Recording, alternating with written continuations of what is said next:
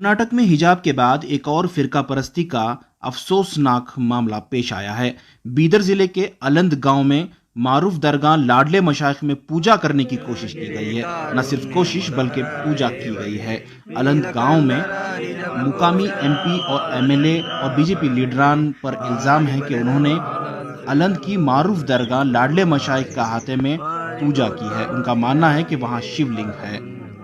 दरगाह के अहाते में पूजा के बाद पूरे गांव में तशद्दुद का माहौल पैदा हो गया। उसके बाद दोनों कौमों में इख्तलाफ, नारेबाजी, भड़काव जैसे मामला पेश आए। इसके बाद पुलिस ने लगातार कार्रवाई करते हुए बेकसूर लोगों को हिरासत में लेने का सिलसिला शुरू किया।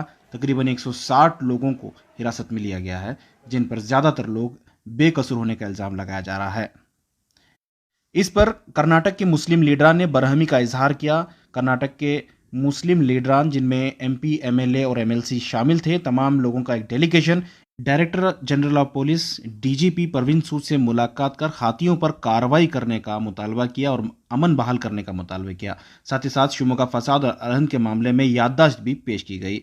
इस मौके पर कांग्रेस लीडर जमीर अहमद खान ने हुकूमत पर सवाल उठाया। इन्होंने कहा है कि हुकूमत के नुमाइंदे दंगे भड़का रहे हैं, जिसकी वजह से पूरी रियासत का माहौल खराब हो रहा है। इंतखाबात के करीब आते ही बीजेपी लीडरान के पास कोई मुद्दा नहीं है। इंतखाबात के चलते वो फिरका वाराना माहौल पैदा करने की कोशिश कर रहे हैं। आइए इस सिलसिले में जमीर अहमद खान ने क्या कहा जानते हैं। अलंद में लगातार फसाद हो रहे हैं, 3 लोगों की मौत होने की खबर। इसके लिए हम लोग डीजी को मिलने के लिए तमाम मुस्लिम लीडर जैसे कि नसीर अहमद साहब, हमारे एमपी राज्यसभा के नासिर हुसैन साहब, हमारे माइनॉरिटी के प्रेसिडेंट जब्बार साहब और जीए बाबा साहब, तमाम मिल के हम लोग एक डीजी को मेमोरेंडम देने के लिए आए थे। वजह इसकी आप देखे होंगे, 1 तारीख को जो है शिवरात्रि हब्बा जो था, उस दिन एक फसाद हुआ उधर आलंद के अंदर। वो आलंद के अंदर फसाद होने का कारण उधर एक्चुअल 144 सेक्शन था, उधर 144 सेक्शन डाला हुआ था। उधर एक दरगाह है, दरगाह के थोड़ा 1-2 फासले के अंदर एक उधर एक लिंगा है करके बोलते वो लोग 2 बार कोर्ट में भी गए थे। कोर्ट में भी जाके उन लोग का एप्लीकेशन रिजेक्ट हुआ है। वो होते हुए भी उधर जाके वो लोग पूजा करने के लिए लिंगा के लिए गए थे। वो कमेटी वाले, चंद जिम्मेदार मिलके, पुलिस वाले मिलके 10 आदमी पूजा करके जाना करके तय किए थे। अगर 10 आदमी जाके पूजा करके चले जाते तो मसला हल हो जाता था।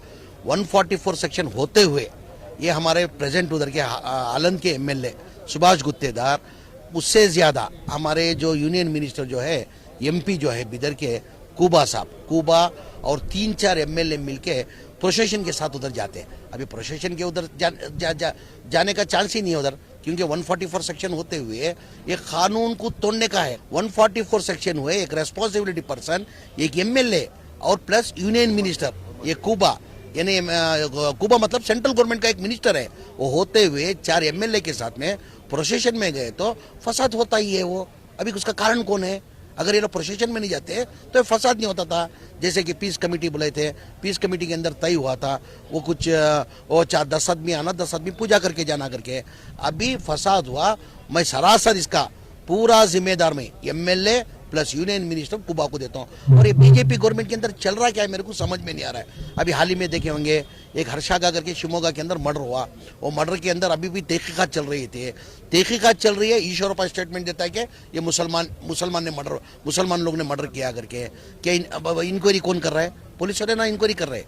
मगर उसके अंदर भी 144 सेक्शन होते हुए भी ईश्वरप्पा एक गवर्नमेंट है, मिनिस्टर मतलब क्या है, ये गवर्नमेंट होती है, वो खुद जाके प्रोसेशन में जा रहे हैं। ये बीजेपी के अंदर मेरे हिसाब से लग रहा है ये जानबूझ के साजिश कर रहे हैं, जानबूझ के ये लोग मुसलमान को उपकार है, मुसलमान को यानी जानबूझ के साजिश करके ये कर रहे हैं। अभी जो आलम के अंदर जो फसाद हुए, मैं सरासर इल्ज़ाम मैं हमारे यूनियन मिनिस्टर कुबा को देता हूँ और प्लस उधर के सुभाष गुत्तेदार को देता हूँ।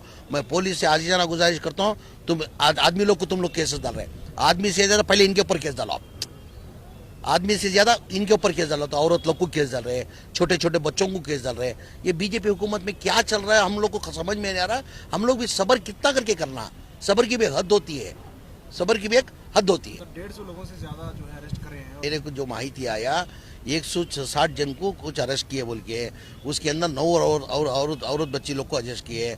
छोटे मासूम बच्चे 12 साल माइनर नहीं है वो, उनको कुछ 10-15 बच्चे लोग को अरेस्ट किए।